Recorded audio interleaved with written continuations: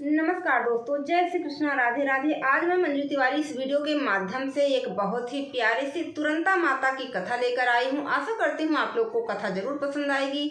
हमारी कथा अगर आपको पसंद आती है, चैनल पर नए हैं तो सब्सक्राइब, वीडियो को लाइक शेयर कर देना।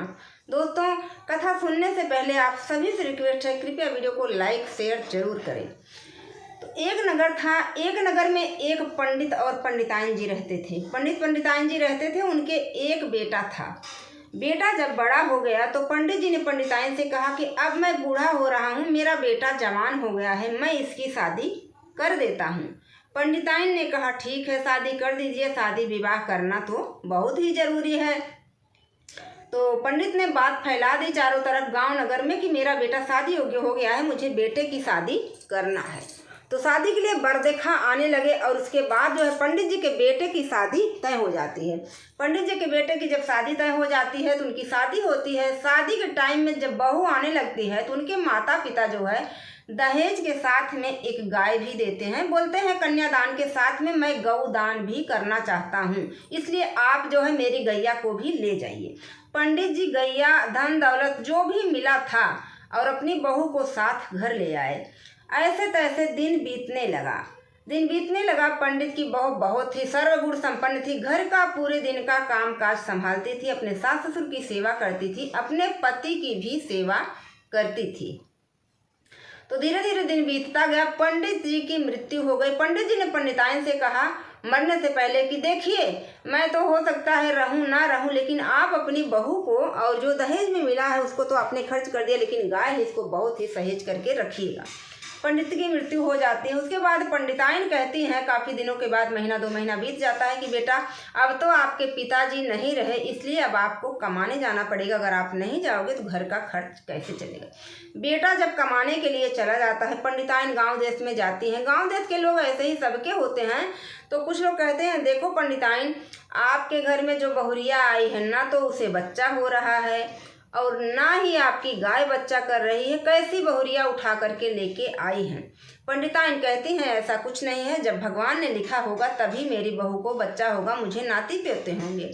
देखिए, किसी एक चीज़ पर कहन रसरी आवत जाते सिल पर परत निशान, अब ये वाली हाल हो गई। जब कहते कहते लोगों के पंडिताइन के भी मन में बैठ गया कि नहीं, सच बात है, मेरी बहू जो है बाँझ है और मेरी गाय भी बाँझ है, अब मैं इसे घर से निकाल दूंगी।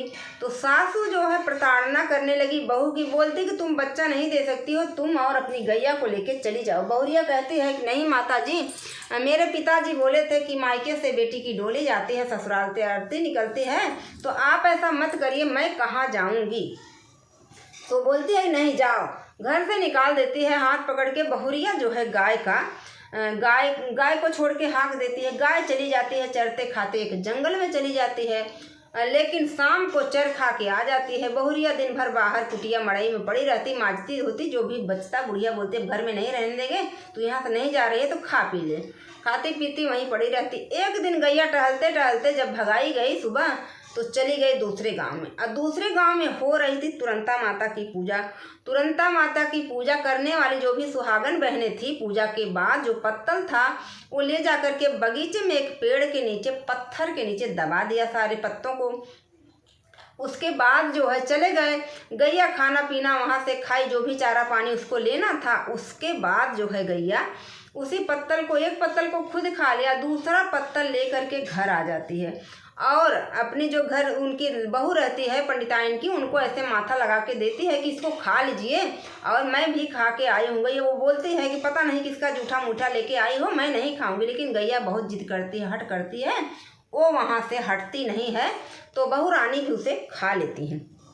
बहू रानी खा लेती है और गैया भी खा लेती है। संजोग की गति, बूढ़ी का बेटा कमा करके घर आ जाता है और बूढ़ी बोलती है कि मैंने इस कारण से बहुरिया को निकाल दिया है।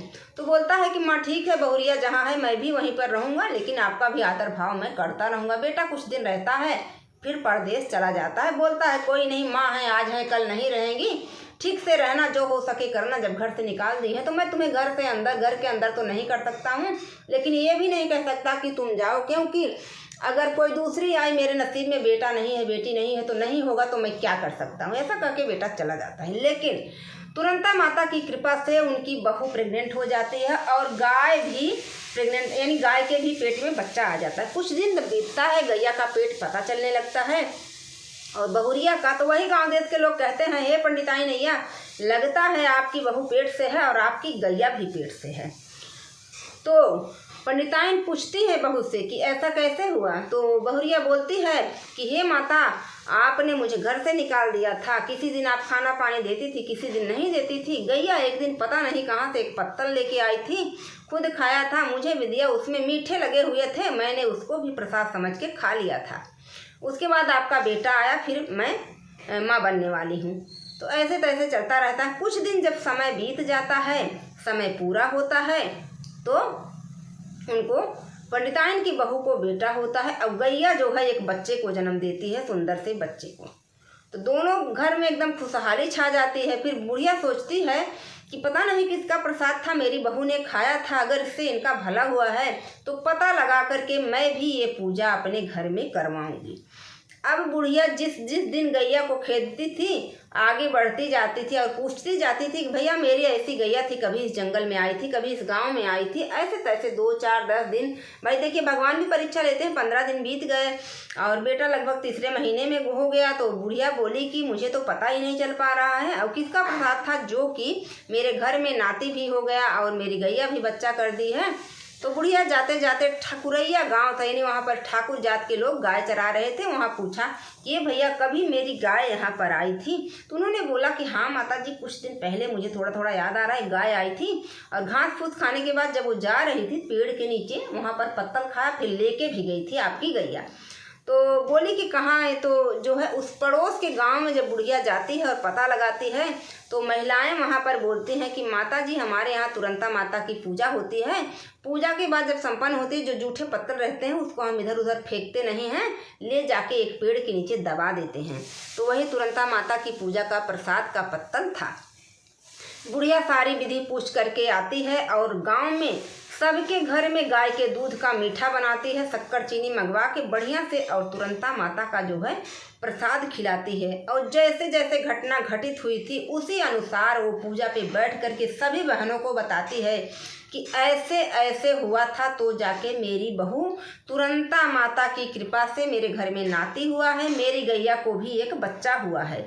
तो तुरंता माता बहुत ही शक्तिशाली हैं, सबके दुख हरती हैं। अगर आपकी इच्छा पूरी होती है, कथा मेरी संपन्न हो गई है, तो आप तुरंता माता का प्रसाद अपने घर में खिलाइए। आपकी कोई भी रुका हुआ काम है जो कि पूरा नहीं हो रहा है, आप मनौती मान के देखिए। अगर आपकी इच्छा पूरी होती है तो तुरंता माता का प्रसाद अपने घर में जरूर कराइएगा। जो भी दर्शक हमारे पूजा विधि जानना चाहते हैं तुरंता माता की, कृपया कमेंट करके जरूर बताइएगा कि हमें तुरंता माता की पूजन विधि जानना है, कब क्या कैसे किया जाता है। तुरंता माता का विधान और पूजा का जो नियम है बहुत ही अलग है, ना तो चटपटा माता के जैसा है, ना उसानी माता के जैसा है, ना संगठा मैया के जैसा है। तुरंता माता का पूजा विधान बहुत ही अलग है। तो आशा करती हूँ माता रानी आप सभी पर अपनी कृपा दृष्टि बनाए रहेंगे। मुझे वीडियो के माध्यम से कहानी सुनाने में बहुत ही अच्छा लगता है, अन्यथा मैं डेली आप लोगों को कहानी कथा पूजा पाठ विधि बताती रहती, और ज़्यादा बात करने से मेरे गले में दर्द होने लगता है। अब गर्दन की प्रॉब्लम है, गले की है, क्या है ये चीज़ मैं नहीं समझ पाती हूँ। फिर भी हाँ, मैंने भी मनौती मानी थी, मैं अपनी अम्मा की आँख खुलवाने जा रही थी। मानी उनकी किस्मत अच्छी है, सही बात है, लेकिन मैं ये सोच के गई थी कि अगर अम्मा की आँख अच्छे से खुल जाएगी, कोई दिक्कत परेशानी नहीं होगी, तो मैं भी प्रसाद खिलाऊंगी, जो कि अभी मैंने नहीं खिलाया है, उसकी भी वीडियो लाऊंगी ज़रूर। तो कहानी आपको कैसी लगती है भैया, कमेंट करके ज़रूर बता दीजिएगा। चैनल पर नए आए हो तो सब्सक्राइब कर लेना। अवधि में सुनना चाहते हैं तो वो भी कमेंट कर दीजिएगा, अन्यथा मैं ऐसे ही सुनाऊंगी, क्योंकि कुछ लोगों को नहीं समझ में आता है और कुछ लोगों को समझ में आता है। इसलिए कथा वैसी बोलनी चाहिए जैसा दर्शक को समझ में आए। कुछ दर्शक बोलते हैं नहीं अवधि में मत सुनाइए, खड़ी में सुनाइए, खड़ी भाषा में सुनाइए, ताकि हम लोग को भी समझ में आए। तो चलिए एक बार प्रेम से बोलते हैं तुरंता माता की जय। आशा करती हूँ आप लोग चैनल